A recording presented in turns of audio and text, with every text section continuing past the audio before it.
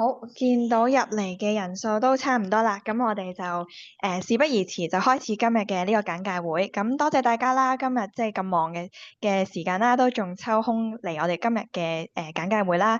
咁相信唔同即係大家都對於唔同嘅獎項咧都有唔同嘅疑問嘅，咁所以咧都歡迎大家聽完之後咧隨時提問，咁就喺個 chat box 度咧留下你嘅問題，我哋最後咧就會有一個 Q&A section 啦，去解答翻大家問題嘅。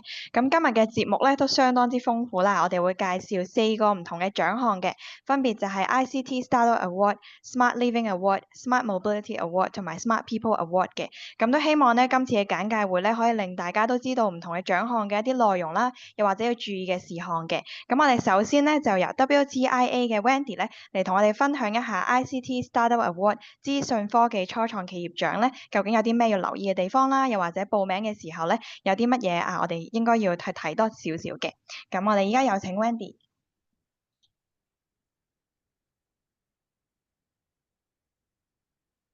係，多謝 Selina 嘅介紹。咁大家好啦，我係 WTIA 嘅同事 Wendy。咁就首先再次歡迎大家出席而家2025香港資訊及通訊科技大獎嘅 ICT Startup Award 嘅簡介啦。sorry，應該係狀簡介。咁大家應該而家可以睇到咧，我哋熒幕上面咧，咁就係有關 WTIA 嘅 PowerPoint 嘅。咁喺介紹獎項之前咧，就等我首先用翻幾句介紹翻我哋 WTIA 啦。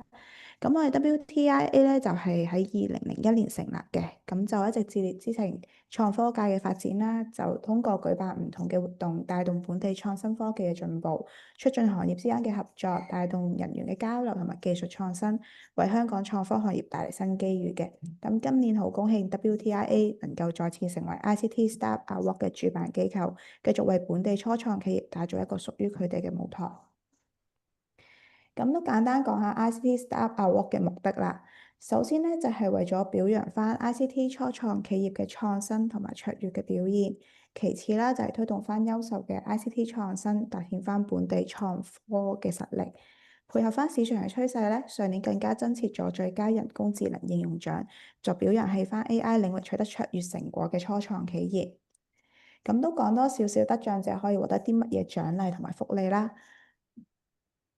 咁首先啦，得獎者係可以用翻我哋 ICT Award 嘅 logo 啦，咁就可以擺翻你哋嘅網頁啦，咁就提升翻公司嘅形象同埋個認受性，亦都有機會獲得呢個3個月免費嘅共享工作空間，亦都有機會參加由香港創投同埋天使投資網絡同香港科學園聯辦嘅投資配對活動，同埋有機會參加多項大型嘅推廣活動，例如 InnoX 等等嘅大型本地 ICT 展覽。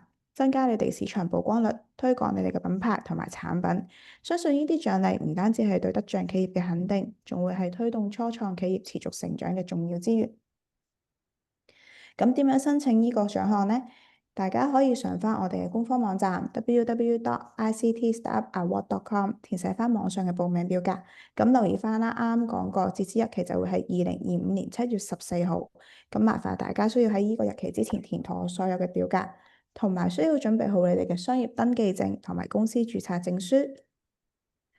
另外有翻3樣嘢需要留意翻嘅，咁就係需要有翻相關嘅文件證明翻你哋嘅參賽項目嘅設計研發程序係需要喺香港本地完成。另外有翻證明文件去證明翻參賽項目係喺市場上營運咗至少3個月。同埋最後一樣，亦都係最重要一樣，企業需要喺2020年7月14號計起5年內成立，咁先係計係一個初創企業嘅。咁有啲咩評審準則需要留意翻呢？咁講多少少，比賽係分為3大嘅項目啦，咁就包括軟件同應用程式、硬件同設備同埋社會貢獻。軟件同應用程式包括係手機應用啦、遊戲同啲基礎研究領域嘅創新產品啦。硬件設備就例如啲物聯網、穿戴式裝置、機械人等等嘅產品。而社會貢獻咧，主要就係睇翻你嗰個係對社會嘅產生正面影響嘅平台或者計劃。咁評審準則大家可以留意翻熒幕上面咧都有所不同嘅。咁例如軟件同應用程式、硬件同設備就會係睇翻參賽項目喺市場上面嘅表現。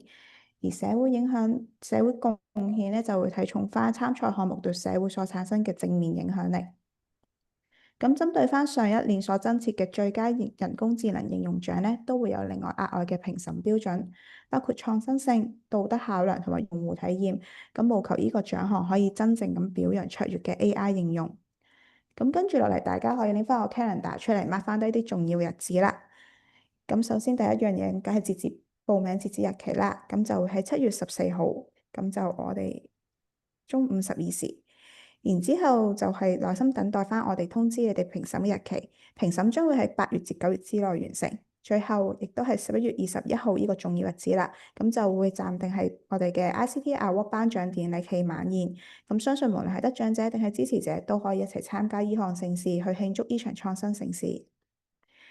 咁多謝大家耐心聆聽關於初創企業獎嘅簡介。咁如果對獎項有啲咩問題，可以喺稍後時間揾翻我哋查詢。咁我哋而家將時間交翻俾 Selina。好，唔該晒 Wendy 啦。咁大家都留意翻，即係 ICT Star Award 嘅話咧，都有5年嘅呢個限制啦。咁好多謝 Wendy 頭先一個簡單嘅介紹。如果大家有啲咩問題咧，都可以隨時喺 chat box 度留言問翻嘅。係啦，頭先都見到有人問關於可能個 PowerPoint 會唔會 share，我哋之後咧都會再整理一份PowerPoint 再 share 俾大家嘅。咁好，依家咧我哋就邀請 HKITF 嘅 Vincent 咧去分享一啲關於 Smart Living Award 智慧生活獎要留意嘅事情。有請 Vincent。各位大家好，我係 Vincent。大家都聽到啊嘛，清楚啊嘛？聽到清楚。OK，good，好，咁我係阿志，好，咁多謝各位參加啦。咁我係嚟自香港資訊科技商會 HKITF 嘅 Vincent 啦。咁今日會喺呢度同大家講解下關於 Smart Living Award 嘅一啲背景資料啦，同埋一個參加嗰個嘅arrangement 啦。咁我咁簡單講講，其實我哋嘅目的咧，其實主要就係希望可以去揾翻一啲比較新穎啲啊，比較好啲嘅產品IT 產品、ICT 產品同埋一啲方案啦。咁同埋希望去提升翻成個業界啊，或者社會啊，或者用家對整個 ICT 嘅應用啦。咁特別係一啲我哋嘅 local 嘅原創作啦。咁希望可以去帶多啲本地嘅一啲資訊科技嘅solution 俾各位嘅。咁我諗今次希望亦都係希望可以好似過去10幾年咁樣啦，我哋都係提供一啲新嘅 solution 俾大家。咁喺今次嚟講，我哋仍然好似之前咁啦，我哋主要有3個 category 嘅。第一就係 smart healthcare 啦，關於個醫療方面嘅啦。另外一個叫 smart home and community。咁呢個有少少改嘅，同之前我哋過去一路都係主要係叫做 smart home 嘅啫。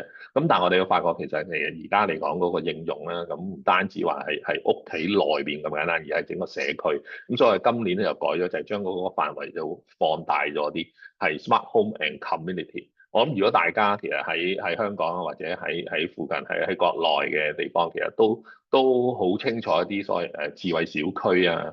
智能時家居嘅一啲應用啊，咁其實喺香港嚟講有好多其實都可以有咁嘅發展嘅，咁所以我今年就會擴大咗個我哋叫 Smart Home and Community。咁另外最尾咧就 Smart Lifestyle 啦，生活時尚啦咁樣，咁應該會啲嚟要講講。咁喺呢度嚟講咧 ，Healthcare 咧，咁我哋都希望係應用到一啲 ICT 嘅技術啦，同埋今年我哋好強調係 AI。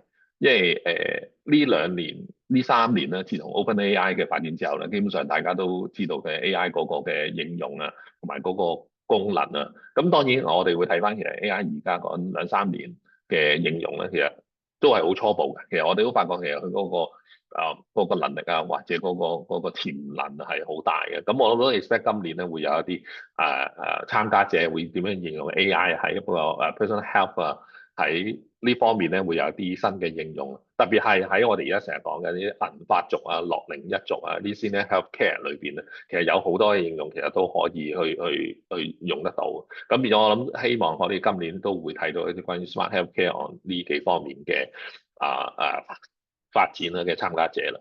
咁另外啦，去到 smart home and community 啊，即係我頭先所講，我哋已經唔係純粹係 home 咁簡單，而係整個 community 已經係室內裏邊，我哋可能喺日常我哋智慧家居啊，點樣應用一啲controls 啊，一啲 sense 啊咁。咁但係其實已經去到呢個整個社區裏邊去應用㗎啦。例如而家好多啲電動車嘅應用啊，一啲我哋成個屋苑啊，或者裏面嗰啲保安啊，或者一啲智能嘅環保嘅應用，其實呢啲好多其實都係應用到ICT。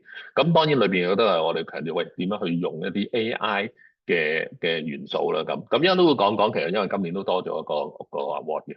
咁另外最尾嘅 smart lifestyle 啦，咁呢個同之前一樣，即係關於你任何一啲藝術啊、音樂啊，或者係一啲 learning 啊，我哋會睇到其實呢個發展嘅潛能都好大，特別有咗 AI 之後，個 learning 其實可以係應用到好多唔同嘅地方。咁變咗我哋希望會朝住呢三個方向去提供到一啲唔同嘅取向俾大家去參加啦。咁呢度都講咗少少嗰個嘅 requirement 啦。咁第一好注重我哋嘅嗰個 IP right 啫，即係基本上我哋想即係所有參加者都係嚟自原創，主要嘅原創嗰個都係出自於佢哋自己嘅團隊啦。咁另外咧，我哋都強調嘅一定要係喺香港有register 嘅 office， 同埋大部分都係一啲我哋嘅 local 嘅 citizens 啦。咁明白嘅，而家好多時候好多公司都會可能有啲外來會有唔同國家，咁但係呢個到時我哋都會睇睇究竟嗰個大部分都會嚟自係香港 citizen 嘅同事去參與啦。咁呢度亦都係 significant part of innovation design 都係嚟自香港嘅 resources 啦。咁另外咧都會係睇翻究竟你哋嗰個產品係咪已經係喺 market available 啦？我哋 expect 咧，你最少有3個月已經係有 live operation， 即係絕對唔係純粹係你哋有個 prototype 啊，或者純粹得個 PowerPoint 咁樣就嚟參加，咁呢樣就唔得㗎啦。咁另外咧，亦都係你哋某啲 applications 咧，其實你只可以參加其中一個。頭先我哋講3個 stream 嘅裏邊其中一個。咁同埋亦都係啦，有好多參加者都我哋幾年前參加過嘅。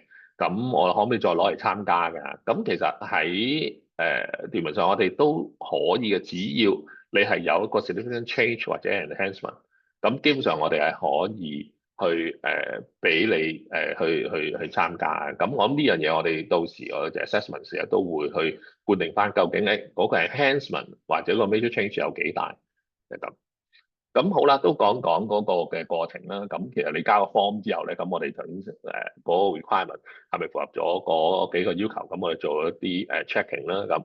咁跟住我哋會有個 assessment 㗎啦。咁你哋就可以嚟參加我哋嗰個 assessment。我哋會有個 assessment 到，一陣間都會講講嗰個過程嘅。咁之後咧，我哋會 select 咗去有金銀銅啦，亦都有係 best use of AI 啦。咁呢個之後咧，再最尾咧就去到8個Grand Award 裏邊嘅 Award of the Year 啦。每年只有一個大獎咁。咁呢度一陣間會講嗰個日子啦。咁呢度就係講嗰個嘅 assessment 嗰個情況啦。你哋又會如果select咗參加個 assessment 咧，咁每年有20分鐘嘅時間啦，有大概2至3分鐘嚟準備啦。咁你哋會用 PowerPoint 去 present 大概10分鐘。咁我哋嘅 assessor 嘅團隊咧就會有大概7分鐘嘅時間做嗰個 Q&A。咁呢20分鐘咧，其實都係好 critical 㗎啦。可能大家都要留意翻，千祈唔好浪費咗你嗰10分鐘。甚至乎你話我1分鐘可以 prepare 咗啦，咁你會多時間可以 prepare 翻。咁變咗呢個係非常之重要。咁喺裏邊咧，我哋都有個judging criteria 啦。咁其實個 judging criteria 基本上會係最重點，我哋都會 concern 翻究竟嗰個嘅innovation 同埋嗰個 creativity。好老實咁講，其實呢樣嘢喺香港暫時嚟講，其實我哋自己睇到都唔係話一個好突出嘅。但係我哋正正就係要去標榜、去讚揚翻、俾翻阿 Award，喂，原來佢真係有一個好好嘅 innovation， 有個 idea 同埋 creativity 嘅咁嘅參加者。咁另外真係啲嘢真係 work 啦。即係唔係純粹紙上談兵啦。另外亦都對嗰個 market 都要有一部分嘅認知嘅，千祈唔好做咗嘢出嚟，原來成個 market 都冇人用嘅，咁呢啲就唔得啦。咁另外 benefit、impact 啦，同埋 quality 咧都好重要嘅。呢個就係我哋主要個 judging criteria 啦。咁頭先講到嘅，其實我哋有個best use of AI award 嘅。咁我哋都知道其實喺 AI 嚟講，其實而家都仲係好一個幾初步嘅時期。我哋會斷定係講緊係 OpenAI、GenAI 呢個世代。NVIDIA 有咗 GPU 之後，會一個新嘅一個里程碑啦。咁其實都係講緊2-3年嘅時間，有好多嘢其實都係好需要大家去 develop 啊，或者去諗下睇下點樣應用。咁變咗我哋相對嚟講，我哋就會係平均啲喺無論喺個創意啊，或者個 benefit 啊， user experience 啊，或者甚至會有埋一個我哋叫 ethical consideration，因為始終喺 AI 嚟講，其實都有好多好 grey area 嘅地方，咁呢啲我哋都希望會 consider 埋落去嘅，咁同埋個 market 咧都好重要，咁變咗係一個平均每一個都會有20% 嘅 weighting 去做 criteria 嘅。好啦，咁呢度都講講啦，嘅個得獎者啦。咁其實除咗我哋金銀銅有 trophy 之外啦，咁亦都可以喺你嘅 promotional material 裏邊用翻一個official 嘅Hong Kong ICT Award 嘅 logo 啦。咁另外我哋都會幫手去做一啲 promotion 嘅一啲campaign 啦。咁另外如果你哋係亦都可以參加一個 co-working space 有3個月 BSS 啦。咁另外都會 arrange 一啲investment 嘅大家嘅，甚至乎其實如果你係同 CityU 有關係嘅，咁亦都可以直接參加咗 CityU 去有個 Hong Kong Tech 300 Seed Fund 嘅呢一個 program 嘅，咁呢啲我哋都會幫大家去做㗎啦。咁都睇一睇啦。咁其實過去咧喺 ICT Award 我哋 Smart Living 嘅得獎者咧，我哋都會同佢哋參加翻一啲 global 嘅 ICT Award，例如 WITSA，咁亦都有一個好好嘅result 嘅。過去我認知嘅大概10年都有好多唔同嘅香港公司攞到呢啲 global award。咁另外都會係舊年亦都會有中區醫院攞到個 Smart Living Award，佢哋亦都係我哋同佢去參加啲 global award，亦都係攞到一個好好嘅成績嘅。就咁。咁最後啦，講講一啲日子啦。咁7月14號就 deadline 㗎啦。咁而家都係11號，咁大家仲有1個月時間，盡快 define 翻好，砌好你個 solution，同埋即係點樣去填翻好你個方案去 fine tune 翻。咁之後咧，我哋會有 briefing 啦。另外 assessment 就會係呢段時間，因為會講 exactly 大概邊個時間。咁另外 grand judge 啦，如果入到圍去8大嘅，去選一個，咁就會喺10月16號啦。同埋今年嘅award ceremony就喺11月21號嘅。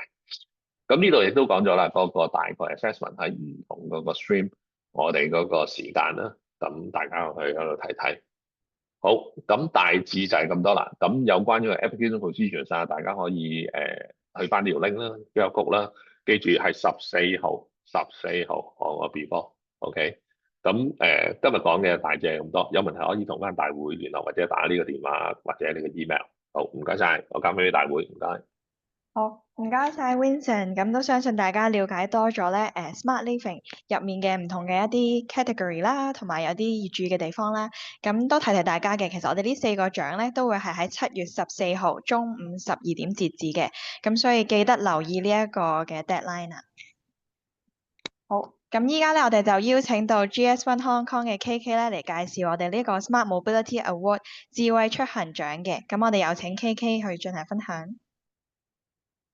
大家好，咁今日就會同大家分享下有關我哋智慧出行呢一個嘅分類嘅一啲要求啦嚇。咁當然 ICT Award 本身已經係一個即係好長時間嘅一個即係香港嘅一個即係 ICT 範圍嘅一個比賽嚟㗎啦。咁而呢一個部分我哋都參加咗好多年㗎啦，已經係。咁而今次咧，其實都會同以往其實都會有好多個唔同 category 啦。咁頭先之前有其他嘉賓介紹咗啦。咁今次我就主要係集中會講翻喺 Smart Mobility Award 裏邊嘅一啲嘅範圍嘅嘢。咁而 Smart Mobility Award 咧，我哋會分為3個stream 嘅。咁有 Smart Transport 啦、Smart Logistics 啦，同埋 Smart Tourism 嘅。咁咪3個應該都會每一個會簡單咁介紹下佢個範圍啦，都會有一啲分別啦。咁而最重要都大家都會提到㗎啦，就係個 deadline 係7月14號嘅 noon 嘅。咁大家記住啦，即係最好就之前早少少交 application form 啦嚇。好啦，咁我先講咗 Smart Transport 先啦。咁 Smart Transport 其實我哋會講緊點樣利用到即係 ICT 嘅一啲科技嘅嘢啦。咁而去幫助喺 transport，我哋本身嘅重點就擺喺人對人嘅，即係我哋點樣可以將一啲嘅我哋譬如叫做我哋出行嘅時候，喺一般市民嚟講，點樣可以幫助佢由一個點去到另外一個點嘅所有相關嘅科技都屬於呢一個範疇嘅。嚇。咁當然啦，其實都非常之闊嘅，因為牽涉到有海陸空唔同嘅一啲嘅我哋叫做運輸渠道啦。咁同埋亦都有唔同嘅一啲相關嘅配套設施，包括咗車站啊、碼頭啊、機場啊，其實呢啲都係呢個範疇裏邊所包含嘅嘢嚟嘅。咁啊，當然我哋個重點就會係點樣可以改善喺呢方面嘅一啲嘅我哋叫 experience 啦，即係我哋本身喺市民出行嘅時候嘅一啲嘅體驗啊，點樣幫助到大家可以容易啲，更加享受成個旅程上邊嘅一啲嘅方便。咁啊，當然亦都會有啲係一啲我哋叫宏觀少少，包括咗係一啲即係城市嘅一啲嘅問題，因為其實交通係永遠都係一個城市，我哋需要解決嘅，尤其是係一個比較大嘅繁忙嘅城市嚇。咁我點樣可以改善嗰個效率啦嚇，更加安全啦。咁同埋喺個環境上邊嘅一啲嘅產生嘅問題，我點樣去減少佢一啲即係對於我哋叫 sustainability 嘅大家都關心嘅一啲嘅範圍嘅元素咧，我哋都會放咗喺呢啲書嘅裏邊嘅嚇。咁啊當然啦，喺裏邊我哋會應用到好多唔同類型嘅一啲技術，包括咗一啲嘅sensor 啦嚇，或者一啲我哋叫 location base 嘅嘢我哋會要知道究竟可能依家群眾係喺邊個位置多啲嘅，因為呢個亦都牽涉到我哋有啲人群管理嘅一啲嘅應用都會喺呢個部分會出現嘅嚇。咁我哋會利用到有 computer vision 啊嚇，或者一啲AI 嗰啲其實唔同嘅 technology 應用都喺裏邊嘅話咧，其實都可以嘅。咁我諗最重要都係咧，都係圍繞住 ICT 嘅技術啦。咁另外喺一啲嘅應用範疇裏邊，頭先我都有提到啦，包括咗一啲嘅，譬如啲交通控制啊，嚇點樣可以令到大家可以再快啲、簡便啲、容易啲嚇，令到大家更加安全嘅。咁呢啲都係即係唔同嘅一啲應用場景，大家可以即係考慮。如果你哋本身嘅 application 係有呢啲範圍嘅話咧，咁亦都可以即係嘗試考慮喺即係 smart transport 呢個 stream 裏邊咧，可以申請嘅嚇。嗱，第二個部分咧，第二個 stream 咧，我哋就會係 smart logistics 啦。咁啊，從頭先從人嘅角度，或者係我哋叫做市民出行嘅角度，就變成喺物流上邊啦，就同貨物有關嘅。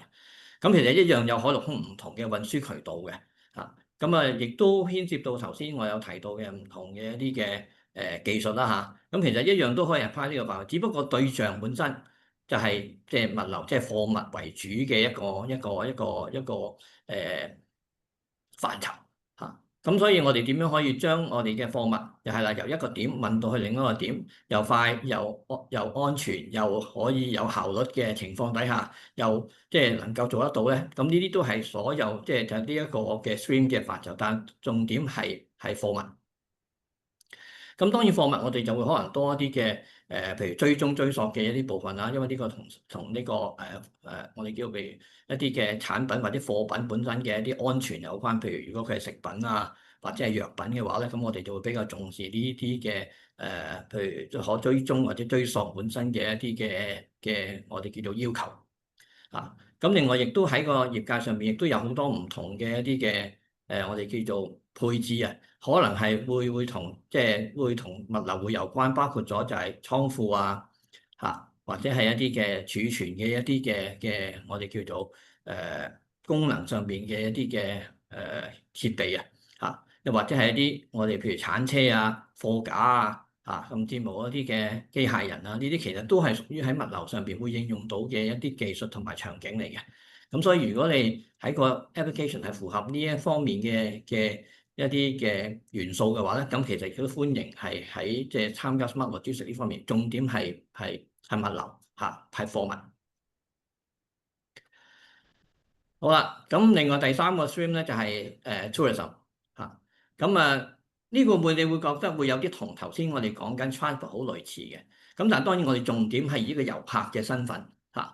咁一個遊客嘅身份咧，其實我哋就可能會用到一啲即係遊客會享用多啲嘅一啲設備，或者設施嘅，包括咗酒店啊嚇，或者一啲嘅休憩嘅地方啊、娛樂場所啊，呢啲咧其實就係會係 smart 即係 tourism 嘅其中一啲我哋叫做比較係相關一啲嘅場景啊。咁當然亦都唔係淨係限制呢啲啦，因為我哋仲會可能有博物館啊，或者本身一啲嘅周圍嘅一啲譬如風景嘅啲介紹啊，即係其實好多種唔同嘅場景咧，都係同遊客有關。同埋我哋唔一定係講緊係一啲一定要離開香港，我哋有好多譬如依家深度嘅本地遊啊，又或者係咧我哋有啲唔需要實際去到當地環境去可以能夠體驗到旅遊嘅感覺嘅嚇，呢啲嘅設備包括咗一啲譬如 AR、VR 嘅一啲嘅做法啊咁樣。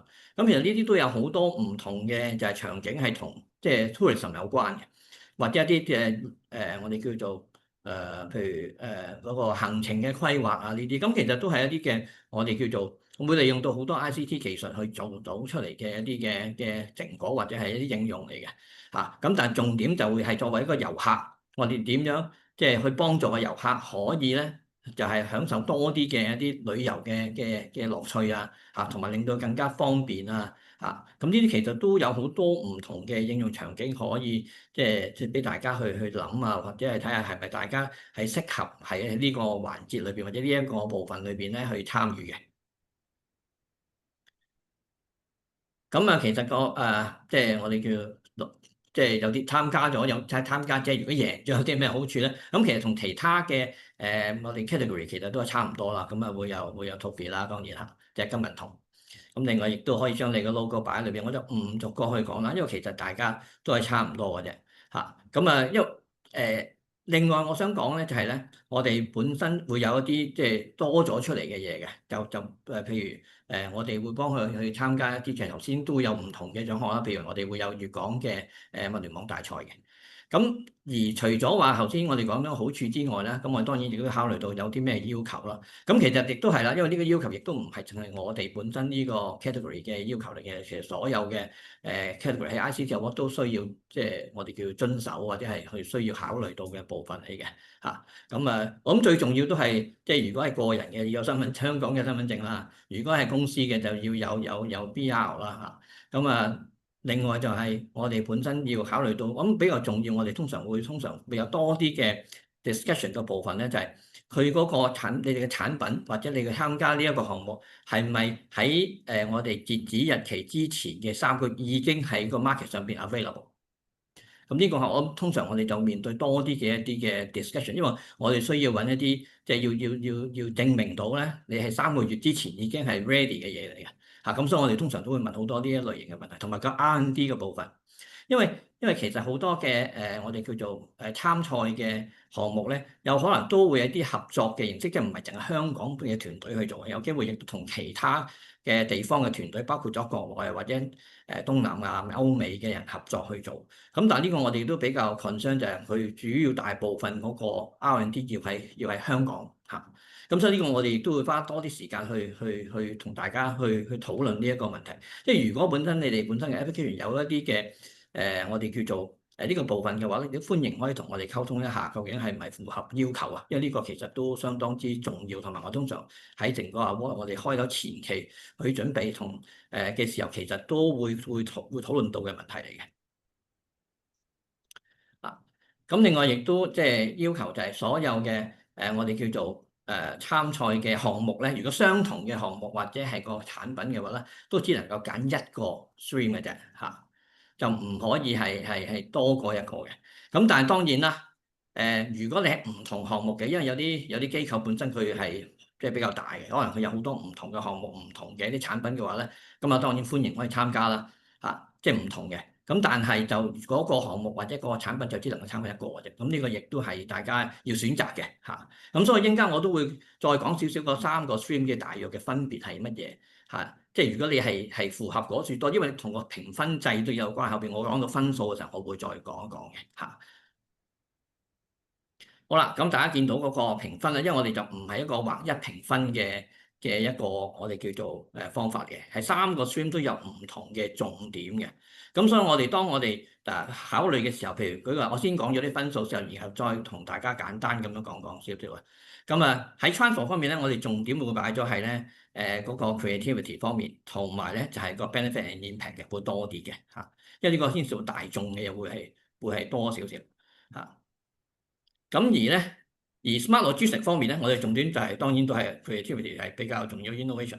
咁另外咧，個 market potential 啦，商業考慮嘅因素會係多啲嘅，同埋喺你即係做出嚟嗰個效果方面係咪比較顯著嘅嚇。去到 smart tourism 個重點就會放咗係咧個 innovation 同 creativity 啦。咁所以如果你嘅產品，如果佢嚟，因為有好多嘅項目咧，或者係啲產品咧，其實佢亦載人亦載貨，即係兩樣都會用到，甚至乎有埋 tourism，即係其實佢咩都做到嘅嚇。咁我哋要揀嘅就係評分嗰時可以幫助你去選擇，究竟你嘅創新程度高啲，咁你可能揀 tourism 咧，個作為一個入點係會好啲嘅。如果你嗰個 performance 即係效能方面喺 internal performance 方面或者係呢方面比較高嘅，咁你可以揀 logistics 啊。咁所以當你去到一啲我哋叫做有啲產品其實係幾樣嘢都得嘅嚇，咁變咗你又可以即係從呢個角度去幫助你去考慮究竟你入邊一個會即係會好啲。咁所以分數都係大家要留意嘅嚇。咁另外我哋今年就其實上年開始嘅，你多咗 best use of AI，咁呢個又係所有嘅category 都會有嘅嚇。咁我哋都會根據你本身參賽嗰個項目咧嚟睇下究竟佢本身 AI 個部分係點樣樣。當然就唔係所有嘅項目都會有 AI 嘅。咁如果有就要咁講啦。咁同埋有冇邊啲部分係 AI generated content，咁亦都要標識出嚟嘅。咁等大家即係評審會知道個情況。咁呢個就係我哋即係新呢2年咧，即係舊年開始加落去嘅部分。所以可能有啲朋友係唔知道嗰個即係詳細嘅情況係點，亦都歡迎同我哋再查詢呢方面嘅要求嘅。咁呢個就係即係 Best Use of AI 本身嘅評分準則啦。咁佢就冇分唔同嘅 stream 嘅，都係同一劃一個重點，都係講緊個 benefit impact 同埋 user experience 方面嚇。咁呢個亦都俾大家參考。係啦，咁如果要參加我哋本身呢一個 Smart Mobility Award 嘅呢個 category 嘅話咧，咁你就可以即係讀個 QR code 啦，咁啊填咗 form。咁最緊要就係7月14號12點鐘之前要遞 form。啊，咁另外唔同嘅 judging 嘅時間，亦都大家可能要記嘅。如果去入我哋呢一個嘅 category 嘅話咧，咁我哋會做即係當然會做 screening 啦。咁而咧我哋喺 first round 嘅 assessment 咧，我哋就係8月8號就會係 smart logistics， 8月11號就係 smart tourism， 8月15號咧就係 smart transport 嘅。咁另外第2 round 嘅 category judging 咧就係27號嘅8月。咁另外 grand judging 就要等，即係會喺10月左右嘅時間啦。呢啲日期都係非常重要嘅。點解咧？因為我哋都期望本身參賽者咧，會真係派佢哋本身最認識你個項目同埋嘅產品嘅同事咧參與去做 presentation 嘅。因為如果唔係嘅話咧，即係出嚟效果可能唔係好理想，咁就有啲浪費啦。咁所以時間係非常重要，就係即係起碼知道嗰幾日就 mark 定係算，即係 make sure 翻就係如果係參加比賽個 presentation 嗰主要嘅同事要係出現到去 present 咯。即係我哋都有啲 case 會遇過咧，就係其實浪費咗嗰個 project，因為嗰個即係 present 嘅同事可能唔係 present 得好好啊。咁所以呢個係重要嘅。咁而我哋本身嗰個presentation 咧，其實都唔係好長時間嘅啫。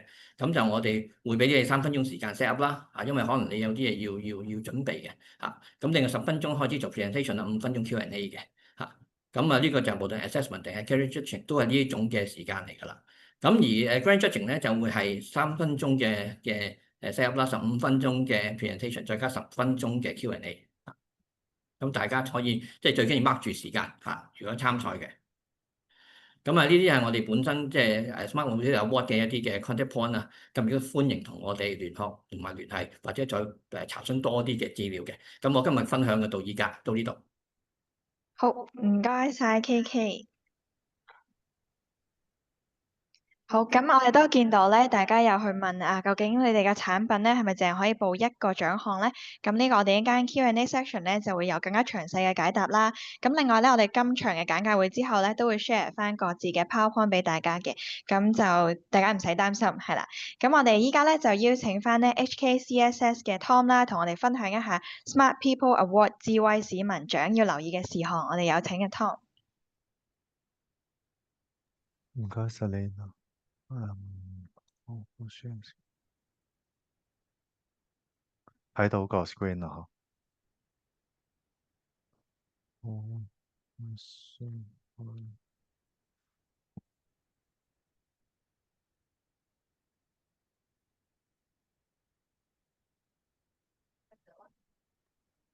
好，大家都睇到個 screen 嗬，正常嗬。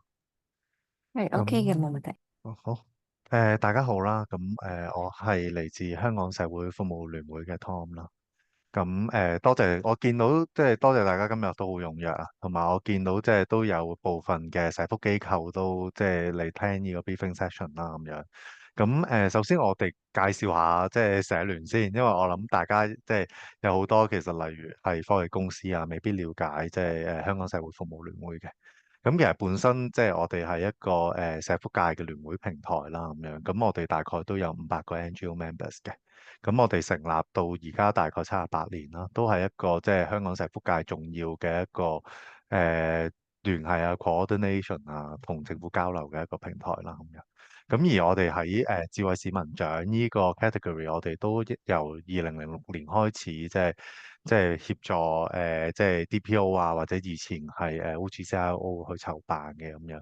咁即係我係第4個 speaker，咁所以我就好有 advantage 就講多啲其他嘢咧，就係因為之前即係都多謝唔同嘅 speaker 去講咗大體個 award 係點，咁大家應該都會發覺個賽制係差不多嘅。點解咧？即係因為都係由即係政府 DPO 去就舉辦啦咁樣，咁所以其實個框架係 similar 嘅。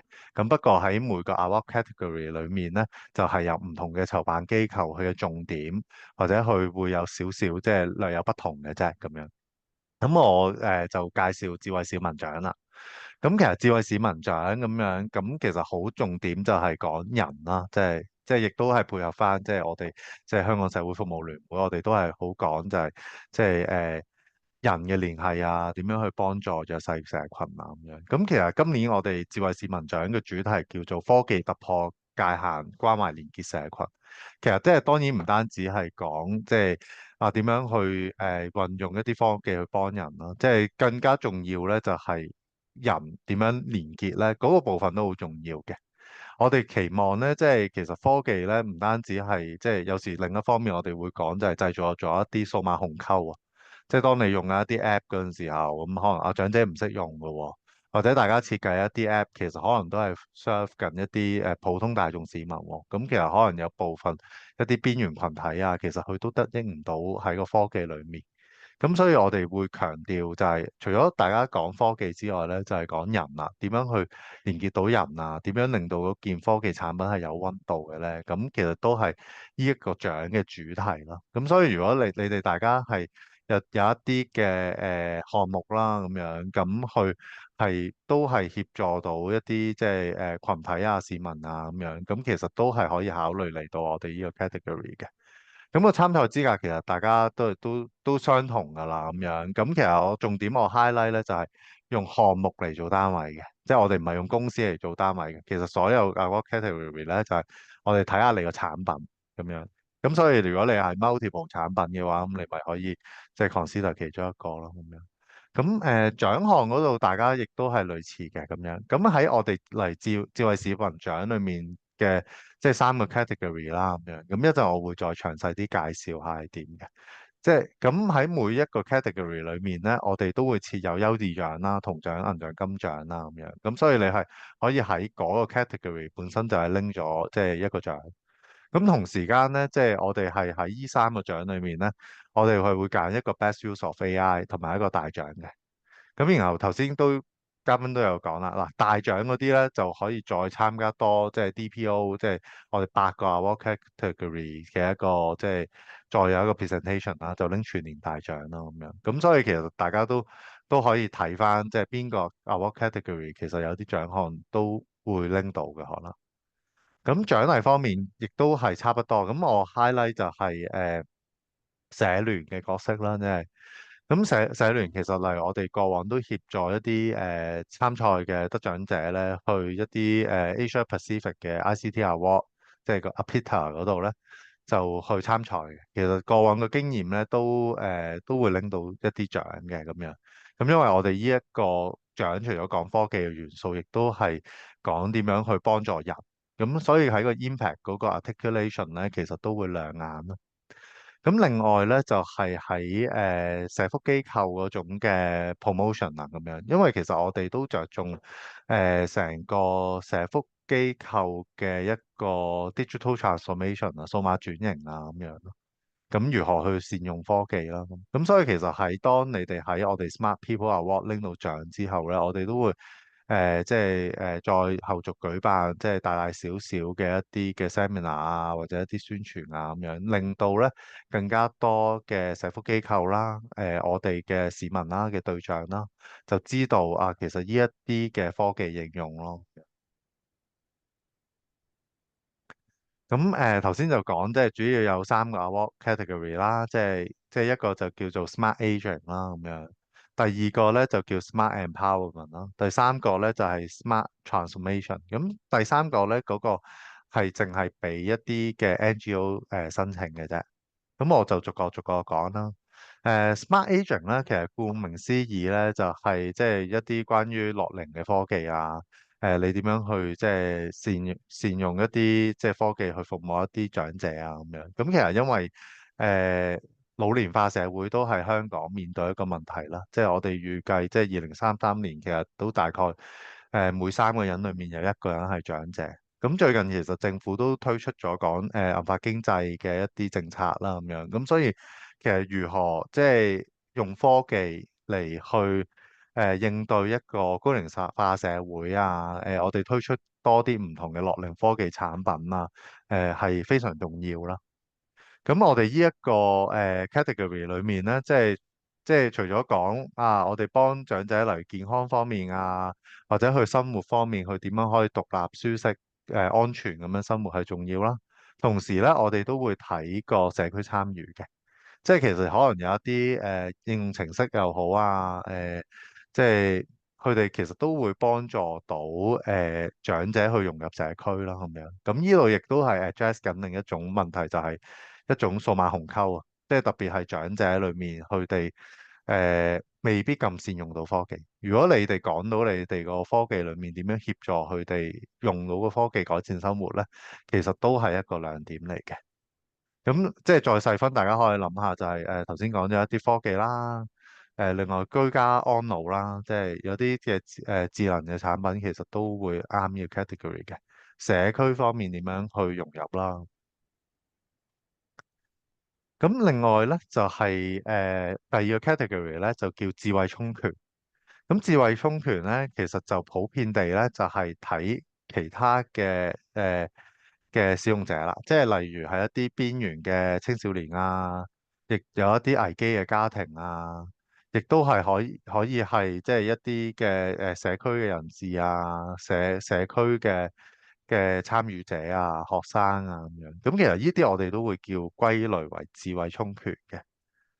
咁同樣地啦，即係其實我哋就係睇緊呢個產品，去點樣幫助呢啲嘅弱勢社群應對佢哋挑戰啦。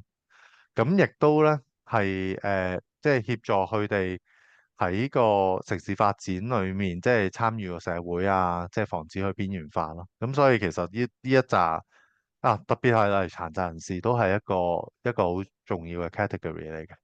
亦都過往我哋睇到一啲產品，例如佢係幫助視障人士咁去 detect 去即係喺個環境裡面嘅一啲物件啊，又或者即係去亦都幫助即係一啲聽障人士咁喺手語上面嘅翻譯啊咁樣。咁其實呢啲產品亦都係即係喺呢個 award category 亦都係息息相關咯。少數族裔其實有一啲就係我個案接觸過嚟幫佢哋學廣東話啊，咁其實呢啲類型嘅都係喺呢個類別。咁第三個方案啦，咁第三個方案咧，就叫做智慧轉型。咁依個組別咧，其實我哋即係雖然就話係淨係俾拎咗Section 88免稅嘅一啲慈善機構參與啦。咁但係假若即係如果你哋公司係有即係接觸 NGO 嘅，亦都有幫佢製造一啲方案出嚟咧，咁其實我建議你都鼓勵佢哋參與嘅。咁喺呢個 award category 咧，我哋其實就係表揚緊一啲社福機構咧，如何去運用科技咧，去提升機構嘅效率啊、服務質素啊、服務使用者嘅體驗啦咁樣。咁所以即係當中就係講個 digital transformation，亦都係點解我哋整呢個 category 即係出嚟咧，就係我哋亦都係社聯推動社福機構數碼化啦。即係如果我哋 identify 到一啲方案嘅話，其實我哋都會予以去即係推廣。評審準則其實都係即係大家都係呢五個㗎啦，唔同 LO 都係呢五個啦。咁我哋比較注重嘅咧就係個 innovativeness 同埋個 impact 咯。咁呢度係會高少少分嘅。咁至於其實個 best use of AI 都係即係差不多啦，即係個 category 都係即係呢四個啦。頭先都會講咗啦。咁接落嚟就係講報名啦。咁報名咧，你哋咧就要呼即係我哋智慧市民獎嘅一個網址去報名啦，咁樣。咁就係呢個網啦。咁你亦都係需要喺個網上系統度填個 online application 嘅。截止日期都係即係7月14號嘅中午啦，咁樣。咁個流程咧就係大概都係8月中咧，我哋就會arrange 唔同嘅 award category 嘅一個 assessment 啦。咁然後去到9月咧，就係進入一個award category 嘅 judging 啦，咁樣去決定個大獎。然後10月咧就係即係如果你係全年大獎去 DPO 嗰度嘅話，就係咁，大概都係即係個 timeline 就係咁啦。咁就智慧市民獎我嘅簡介就係咁啦。咁如果大家有問題嘅話咧，就歡迎即係上我哋嘅網睇多啲資料，又或者 email 同埋同我哋同事聯絡嘅。咁我交翻時間俾阿 Selena 啦。好，唔該阿 Tom 啦。咁我哋依家咧就會嚟到我哋嘅 Q&A 時間啦。咁頭先咧都見到大家有唔同嘅問題嘅。好，等我開翻先。好，咁我哋頭先咧有收到幾條問題啦，咁歡迎大家咧，如果再有其他問題咧，都可以隨時留言嘅。咁第一個咧就係好多人問嘅咧，就係究竟佢係咪一間公司只可以報同一個獎項咧？咁其實咧，我哋同一個獎項咧係可以容許接納同一間公司報唔同嘅方案嘅，即係譬如可能你有3個方案，你可以全部報晒同一個即係 category 啦，亦都可以係話咧，其實你間公司可能有3個或者4個唔同嘅方案去遞交喺唔同嘅獎項當中嘅，譬如你有4個獎項，你就分別報咗我哋個初創企業獎啦、智慧出行獎啦、智慧市民獎啦，又或者智慧出行智慧生活獎啦等等嘅。咁所以就但係我哋咧唔容許嘅就係你同一個即係方案咧就報晒4個嘅。咁所以你只要注意，只要你係唔同嘅方案去報咧就 OK 㗎啦。咁所以引申另外第二條問題咧就會係 best use of AI 啦。咁因為其實頭先咧KK 都有提示到啦，就係我哋睇嘅咧係方案本身嘅，而唔係睇公司嘅。咁所以咧我哋其實每一個獎項咧都各自有自己一個 best use of AI 獎嘅。咁所以大家就唔使擔心喺呢方面就話啊，如果我報咗其中一個，其他嗰啲拎唔到 best use of AI 啦咁樣。咁另外咧都見到頭先有一個問題係關於匯報嘅時候嘅一個語言啦。咁其實咧我哋就無論你係用英文啦、廣東話或者普通話咧都 OK 嘅。咁不過喺你遞交呢個申請表格嘅時候咧，你就要註明究竟你會用嘅係邊一個語言啦。咁頭先咧都見到有唔同嘅問題咧係嚟自於即係 attendees 嘅，咁可能就揾翻 speaker 去回答啦。首先第一個咧就係想問 Smart People Award 係咪一定要用自己研發嘅產品參賽咧？佢哋係一個推動樂齡科技應用嘅 project，請問係咪合適嘅咧？咁我哋依家邀請到阿 Tom 嚟哦，嗱，自己研發咧就我要睇下，即係首先一定係要本地研發嘅成分係要高嘅。咁如果你係一間 NGO 啦，咁其實你都係同即係一啲本地嘅公司合作，你已經係買咗佢 license 啊，亦都係即係佢哋授權再 tailor made 喺你哋機構裏面用呢個科技嘅，咁其實都係合乎個資格嘅。即係其實我哋都唔期望嗰個solution 係由社福機構自己研發出嚟嘅。咁但係整體而言，呢個 award 就係要本地研發嘅成分都係要係主要啦。係好，咁咧，我哋都見到咧，有一位就係佢哋話佢哋係本地大學嘅團隊啦，留意到截止報名日期之前咧，已經喺市場上公開發售最少3個月嘅。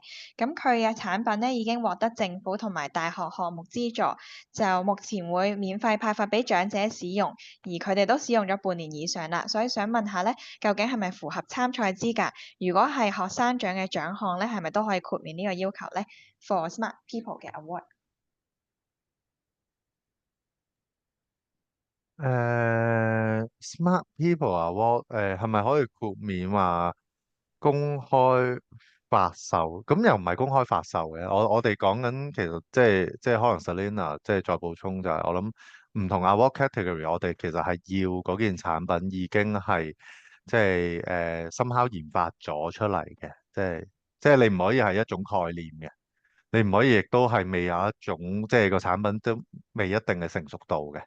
咁但係因為你個產品其實我相信都會不停咁樣去優化啦、改良啦咁樣，咁所以其實當你即係提交申請嗰陣時候，我諗你係要講到嗰件產品其實已經係去到某一種即係唔知係咪可以用 minimum viable 嘅程度啦，即係出到嚟係真係用到啦咁樣。咁所以其實就唔關發售事嘅。即係唔一定發售嘅，即係你話你免費派咁樣，你已經總之個研發已經係多於3個月咧，咁其實 OK 㗎。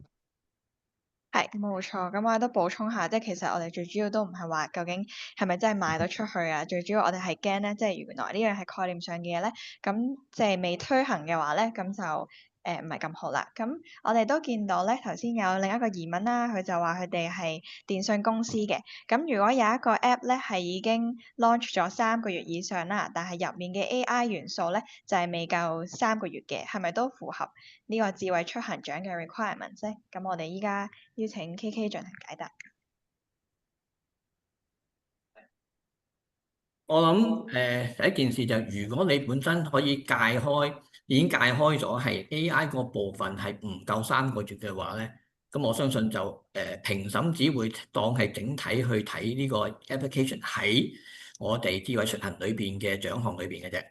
咁若你 AI 個部分唔夠3個月，所以佢哋就應該唔會評咧，即係你呢個產品 AI 嗰個部分嘅嚇。明我意思嘛？因為其實你唔一定要有 AI 成分噶嘛，嚇，只係如果有 AI 成分嘅話咧，咁我哋就會咧就評埋 AI 嗰個部分嘅。所以如果你個 AI 部分未夠3個，我哋就其實就會唔會評嗰個部分。係啦，咁我都補充少少啦。咁其實我哋最主要係睇下你個產品，即係無論你係 app 啦，定係實際嘅一啲其他嘅唔同嘅 product 啦，或者 service 啦。咁其實佢本身推出咗3個月或者以上咧，已經符合咗我哋個要求㗎啦。只不過你提到話 AI 元素未夠3個月嘅話咧，咁可能當佢評喺 best use of AI 嘅時候咧，咁可能就會忽略咗呢個部分咯。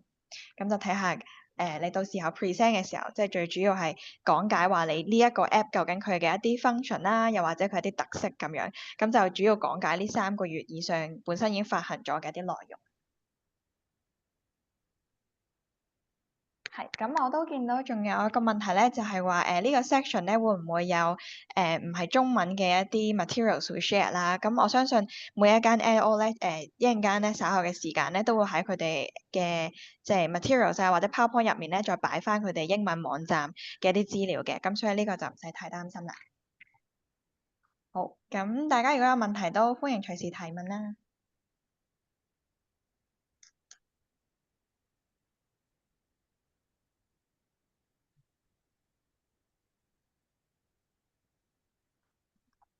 咁我呢度都補充少少一啲比較常用少少嘅問題啦，就係大家都會問啊，究竟呢個獎項使唔使俾錢㗎？咁其實呢一個獎項咧就係費用全免嘅，咁無論你係報邊一個 category 啦，都唔需要去俾額外嘅費用嘅。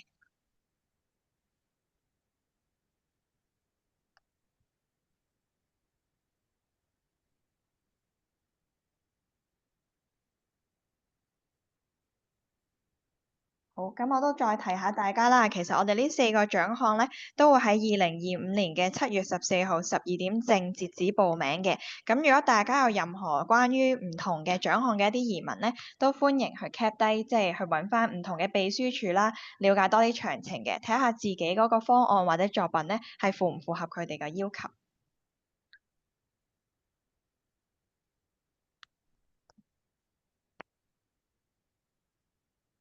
好，咁我哋趁呢個時間咧，因為其實我哋唔同嘅獎項咧，都各自會有更加即係深入嘅一啲簡介會啦。咁我呢度即係都做個宣傳啦。咁我哋自己 GS1 Hong Kong Smart Mobility Award 咧，智慧出行獎嚟緊咧6月19號嘅4點半至到5點半咧，喺我哋 office 咧會有一個實體嘅簡介會嘅。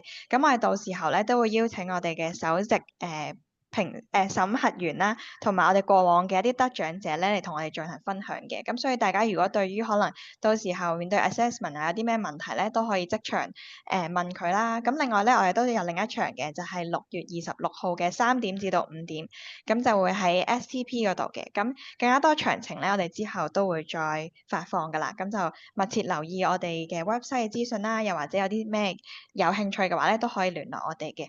咁應該有其他獎項咧，都想宣傳一下佢哋嘅 briefing section 嘅，係啦。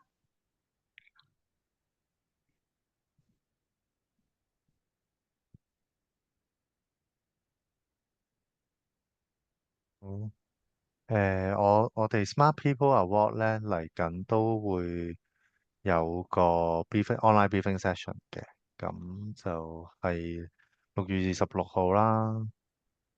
咁就下晝睇下我可唔可以 Selina 可唔可以 share screen？可以。係啦，咁就 share 啦。係咁大家見到啦，咁我都 copy 個連結去個 chat room 先咁樣。咁如果大家即係六月26號再想就住 Smart People Award 聽多啲嘅話咧，都可以即係報名。係，唔該晒。咁我哋依家都睇下仲有冇其他嘅問題先。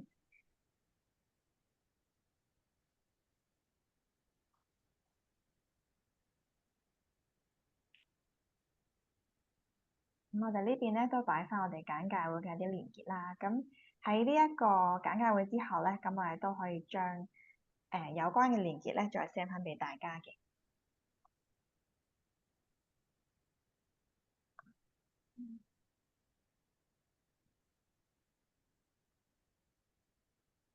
好，咁等候嘅過程之中咧，其實我哋都有個簡介會嘅 survey 嘅。咁如果大家有其他問題嘅話咧，就歡迎留言啦。同埋咧，都希望大家咧可以麻煩 scan 呢個 QR code 去做我哋呢個問卷啦。咁就俾啲意見我哋睇下下一次會有咩方面可以做得更好。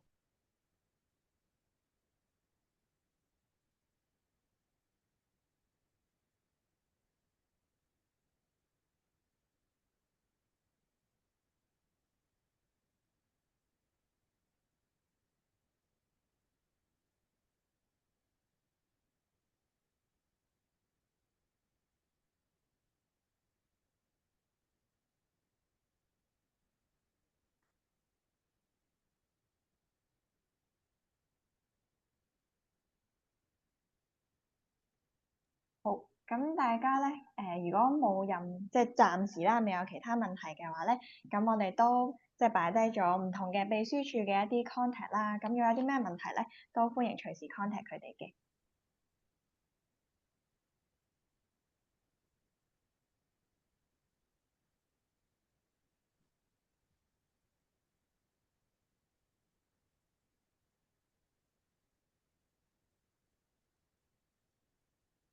我哋會喺今次嘅簡介會之後咧 send 翻個 PowerPoint 俾大家啦，咁都唔使擔心中英文嘅，我哋都會 include 埋喺入面嘅。咁如果係咁嘅話咧，咁我哋今次嘅簡介會咧就去到呢度啦。如果有啲咩問題嘅話咧，都可以揾翻我哋啦。咁我哋咧就會將你嘅問題可能再轉介俾唔同嘅一啲獎項嘅秘書處嘅。